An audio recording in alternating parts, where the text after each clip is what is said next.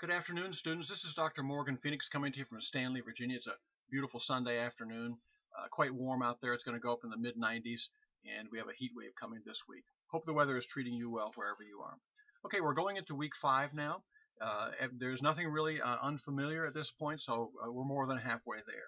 You have 2 assignments this week: the article chapter assessment on curriculum balance and standards, the whole standards movement, and you'll be discussing the pros and the cons, and the assignment instructions are very clear.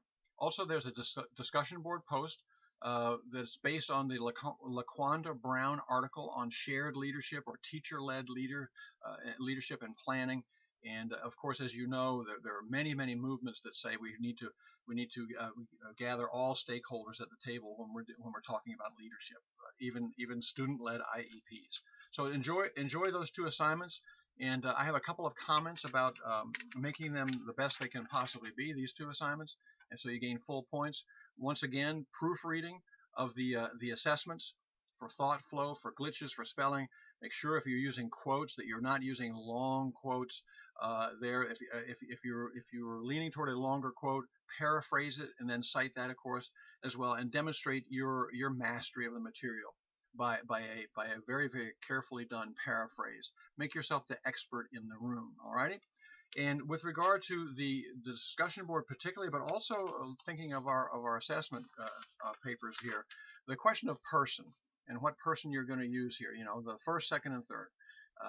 I would prefer for this course that, particularly in the parts of the assessment where you're asked to provide a personal application or a personal assessment, personal analysis, okay, relating to the work that you do, use first person. I, or if you want to make it a little bit less personal, use we. We as curriculum leaders, we as leaders, we as administrators, we as teachers, okay? Or this author. Now, if you want to be a purist and use that, go ahead. But I find that it separates you from even what it is you're saying. It distances you from the power of your words. So I'm not much for this, but that's your business. However, in the middle here, second person you is generally speaking a no-no in academic writing, with the exception of the discussion board. You must use you in the responses to your classmates. That's what you're doing. You're responding to what someone else has said, and you are going to be starting off with that person's name with a few thoughts as to what that person has said, and then and that will be cast in the second person.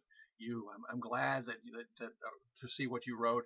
I'm a little concerned about what you wrote here and what you've written, and take it from there. Okay, that's pretty simple. I don't think there's any other questions about those 2 assignments. Looking ahead to week 7, I think it's worth giving you a brief reminder each week between now and week 7, because it's one place where you can lose a lot of points over a single issue. And if you look at the synthesis presentation rubric, and this is about a PowerPoint, okay, the week 7, where you will be drawing together chapters 5, 6, and 7, okay, in the text, and take it from the summary portions of those three chapters. Alrighty, and you're going to be synthesizing that into a single statement in the form of a PowerPoint presentation. Alrighty, and you've all seen these PowerPoints where people write their essay and then they plunk the text up on the screen in 30 slides or 35 slides or 20 slides, and then they read the text from the screen to the audience, and the audience typically has also received a handout of the PowerPoint slides, very small, so you can barely make out the letters and barely read it. Okay, so there you are, and you're bored, and you're wondering when it's going to get over with, and you're timing everything by the number of slides you have left to go. Please minimize the number of slides to cover the material involved. In this case, we'll talk about that as we get closer to it. However, in the rubric here, in the middle part of the rubric, we have everything about slide design.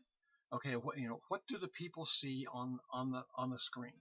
And if all they see is text, you're going to lose a lot of points, because it says visually interesting, numerous uses of images. Alrighty, and you must do that. And the purpose of those images is to draw the audience in, to get them emotionally involved with what it is you're saying. The text goes in the speaker's notes. Alrighty, and that is the part of the PowerPoint that is hidden from view as you present the PowerPoint. If you do not have anything in your speaker's notes, you will lose points in this assignment, and up to 20 or 30 points.